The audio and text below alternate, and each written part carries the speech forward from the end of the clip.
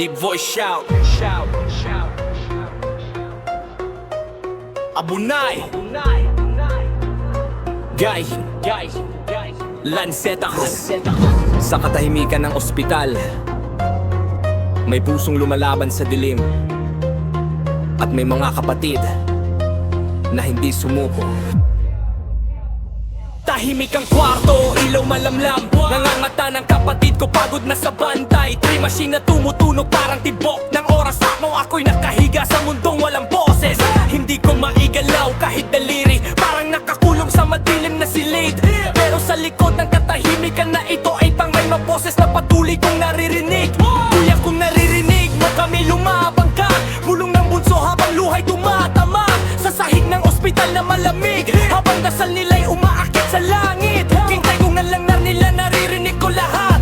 Ang bawat iyak at bawat pangarap. Di tulog ang kantaan ko ngayon. Ang puso ko'y lumalaban sa dilim ng kahapon. Hintay lang kayo, mga kapatid ko. Kahit tulog ako, naririnig ko kayo. Sa bawat dasal ninyo sa gabi, tumaga ako'y lumalaban kahit walang salita. Mamatay lang kayo, bibitaw. Kahit tahimik ang katawan ko ngayon. Pag dumilat ang mata habang tagot, kayo ang unang makikita ko.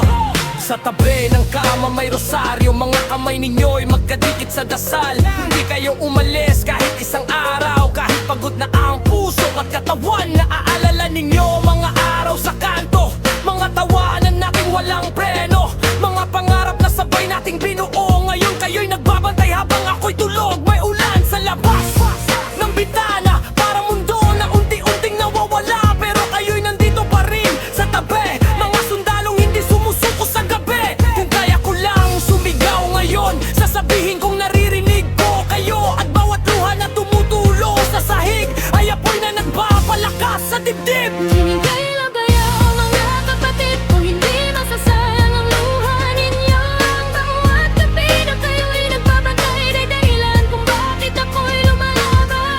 Maghintay lang kayo, konti na lang. Hindi ako susuko sa laban. Kung may lakas pang natitira sa puso, gagawin ko lahat para bumangon. Sa isip ko may gera na nagaganap, diliman laban sa pag-asa ng bukas. May mga boses na nagsasabing sumuko, pero mas malakas ang alaala ninyo. Mga lakad natin sa ilalim ng araw, mga pangarap na hindi pa natutupad. Hindi ako pwedeng mawala basta, dahil may pamilya pang naghihintay. Kaya kahit nakahiga sa katahimikan ng kaluluwa ko'y sumisigaw na laban. Hindi ito ang wakas ng pinto, ito'y pahinga lang sa gitna ng gulo. At balang araw pag tumilat ang mata, maririnig ninyo ang boses ko ulit. Sasabihin ko sa mundong tahimik, hindi pa tapos ang laban ko.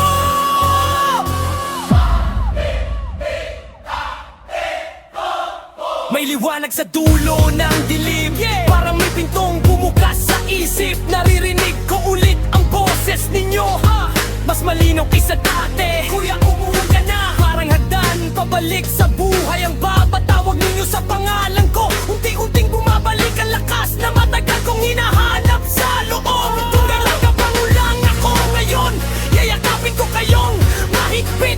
Dahil sa mundo na halos nawala, kayo ang ilaw na nagbalik sa akin. Bawat araw na hindi kayo umalis, sa bawat gabi na kayo'y naghintay, sa bawat dasal na binulong ninyo sa langit. Kayo ang dahilan kung bakit ako bumabalik sa buhay.